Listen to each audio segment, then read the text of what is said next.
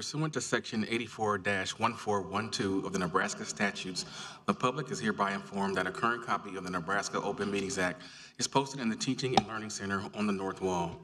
Please stand and join me in the Pledge of Allegiance.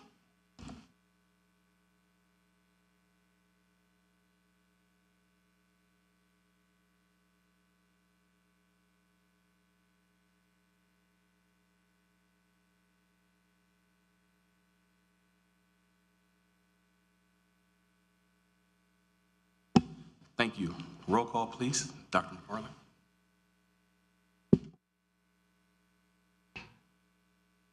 Full. Kratky. Here. Smith. Here. Erdenberger. Here. Snipes. Here. 4 present. Thank you. And so we'll go into our agenda item. Moving on to item E1, American Civics Committee meeting.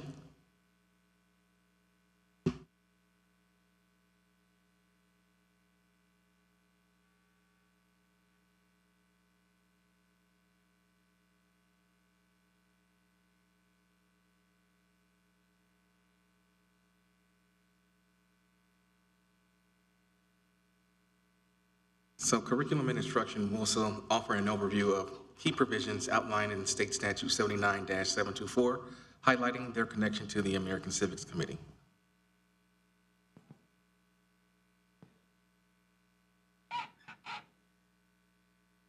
Okay, so to run the PowerPoint, you'll just do the arrows forward or back.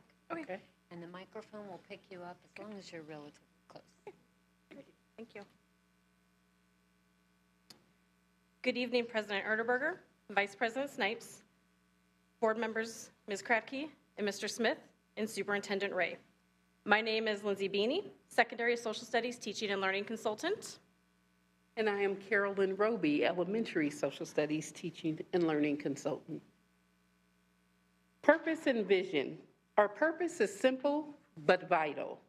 We're dedicated to ensuring that all our youth are provided the opportunity to become competent, responsible, patriotic, and civil citizens. We believe that by fostering these qualities, we can help shape a future where students not only understand their rights and responsibilities, but also actively engage with and contribute to their communities.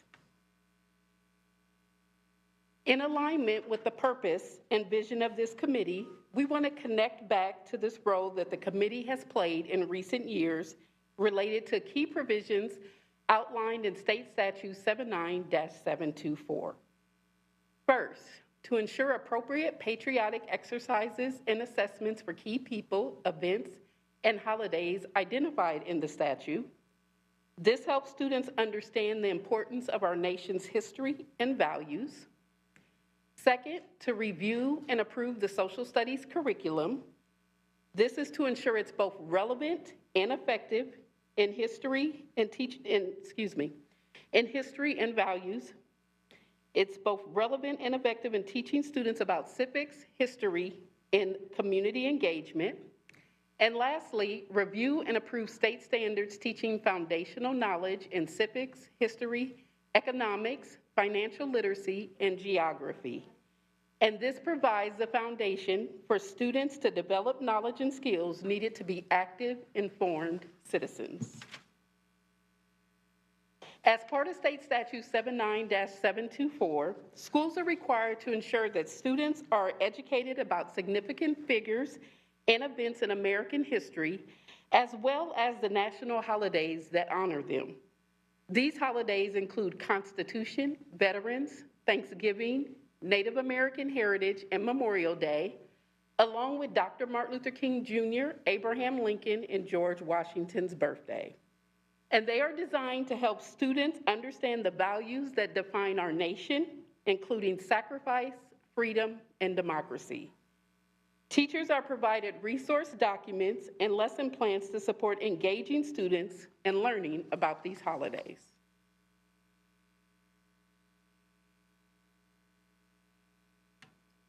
In the spring of 2023, This committee approved the recommendation of our social studies high-quality instructional materials, which were then adopted by the Board of Education. These curriculum materials align to the Nebraska State Social Studies standards, engage students in the inquiry process, invite students to interact with instructional resources, connect to real-world applications, and support students' diverse needs. We are in year 2 of implementing our high-quality instructional materials across all grade levels. State Statute 79-724 states, schools should help prepare our youth to make informed and reasoned decisions for public good. Civic competence is necessary to sustain and improve our democratic way of life and must be taught in all private and public schools. Through the Nebraska Social Studies standards, students are engaging with the civic ideals outlined in the state statute, as well as learning foundational knowledge in civics, history, economics, financial literacy, and geography. These standards are embedded in curriculum guides with instruction of the standards and supported through collaborative professional development. The Nebraska Social Studies standards were last adopted in November of 2019 by the Nebraska State Board of Education. This committee approved our recommendation to adopt the Nebraska Social Studies standards in March of 2020, which were then adopted by the Board of Education. The Nebraska Social Studies standards are in the initial phase of review and revision process. State law requires this process to be completed by the end of a 7-year cycle, which makes the fall of 2026 the targeted completion date for social studies. Pursuant to the Nebraska State statute, school districts will have 1 year to adopt the state-approved content area standards or adopt content area standard deemed as rigorous, as equal to or more rigorous than the state-approved content area standards. We will provide updates to this committee as the process moves through the state level. Once approved by the state, we will begin the process of completing a crosswalk between the current and revised standards and bring our standards recommendations to this committee. Through the ongoing implementation of our social studies standards, utilizing our district-adopted high-quality instructional materials, social studies continues to engage students in developing the attributes of a portrait of a graduate and ensuring our youth are given the opportunity to become competent, responsible, patriotic, and civil citizens.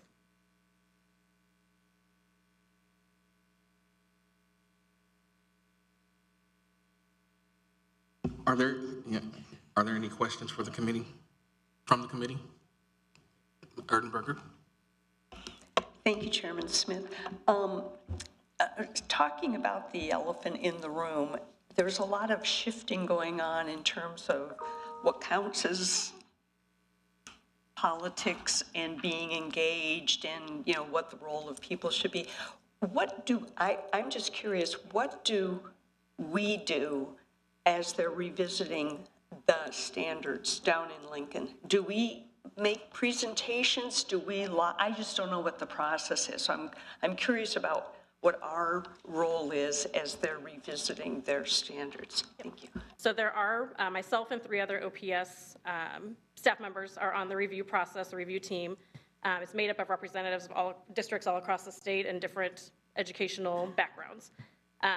Where we're at right now is in that review and revise process. Our recommendations will go to our state social studies supervisor, who will then work with her direct contacts within the state education, the Nebraska Department of Education, to continue to move them forward.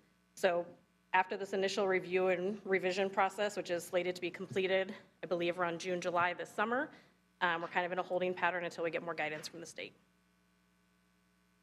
And is the state social studies person, it used to be Harris Payne, is that right? So I recognize he's not there anymore, but that's the role that you're talking about? Yes. Okay, thank you.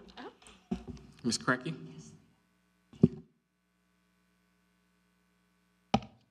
My problem in looking at this is your part that you were talking about and what we saw, there were 2 different things, and we're always in sync. So I would like a copy of what it is you really said, or we're supposed to really follow here. Oh, you have it here. I didn't see that in front of me. Thank you. So does this follow what they said, or does this follow what was there? All right. Thank you. Thank you. Ms. Snipes? Thank you, Ricky. Board Member Smith, excuse me. You know people outside of here. So I do have a few questions. Jane kind of mentioned the elephant in the room. And for me, I often think about our young people, even when I was on the board previously, and some of the advocacy I saw with some of our young people in the schools. So how do we assess whether students are developing not only knowledge, but also like civic engagement skills, right? Like organizing, advocacy, public speaking? So within our standards, our standards do require opportunities for students to learn about civic engagement and participation. And one of the ways that we have continuously done this is through voter education and registration drives. So we have been working, providing these through the League of Women Voters Greater Omaha within our schools since around 2018. They're currently underway right now. They'll be at Benson High this week.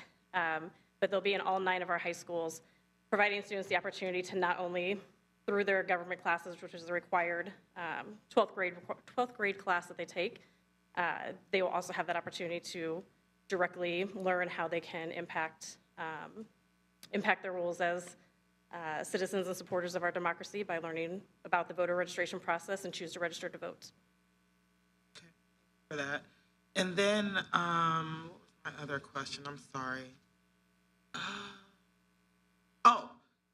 So Jane kind of hit on this a little bit earlier as far as like our involvement as board members. Like I also remind people, OPS is so large, and I don't think we should ever have the expectation that OPS figures out everything by itself. So I'm just wondering, like, how are we, because OPS is always inclusive as far as I'm concerned, involving like students, families, and community partners, especially from historically underrepresented groups in like shaping the civic education experience.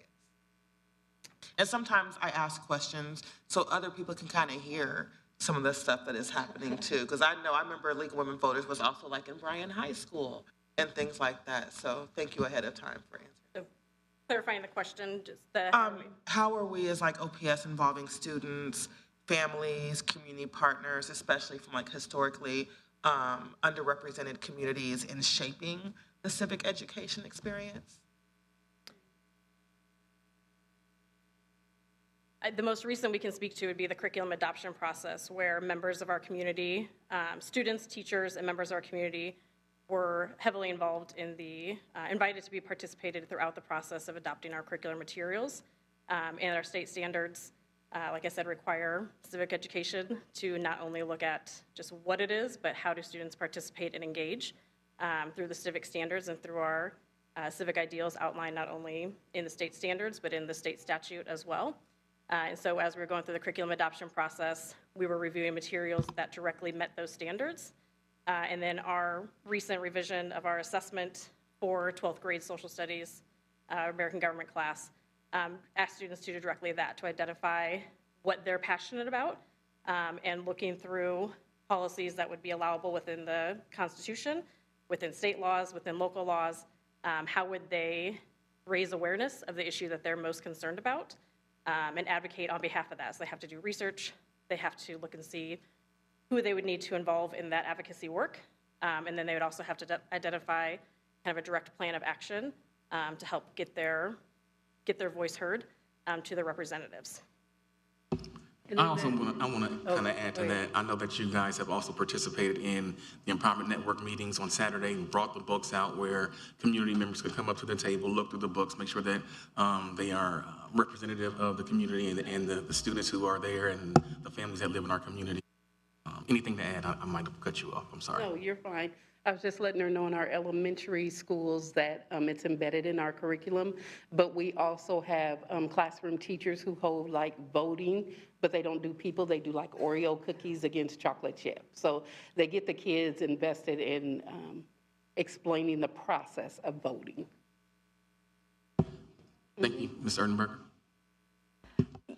I was going to provide some information to Ms. Snipes, but I wanted to make sure I was right before I did it, so I'm going to ask you, do I remember correctly that as this process moves along, there's a lot of opportunities for public comment so that people that are engaged with their community, like I know you are a lot, have an opportunity to look at what's being proposed. Okay, so that would have been my answer to her, but I wanted to make sure I was right. Thank you. I have one more question, and so I understand the state statute, but I just wanted to know, are there any like additional enrichment things that we do as a department as far as the curriculum? And so specifically, I'm thinking about African American History Month. I'm thinking about Juneteenth, those kind of things, where we can kind of represent our community. So yes, so we have provided resources that honor those specific months.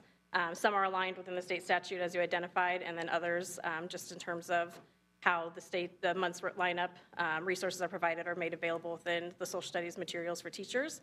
And we see displays happening throughout schools and teachers recognizing and honoring the contributions.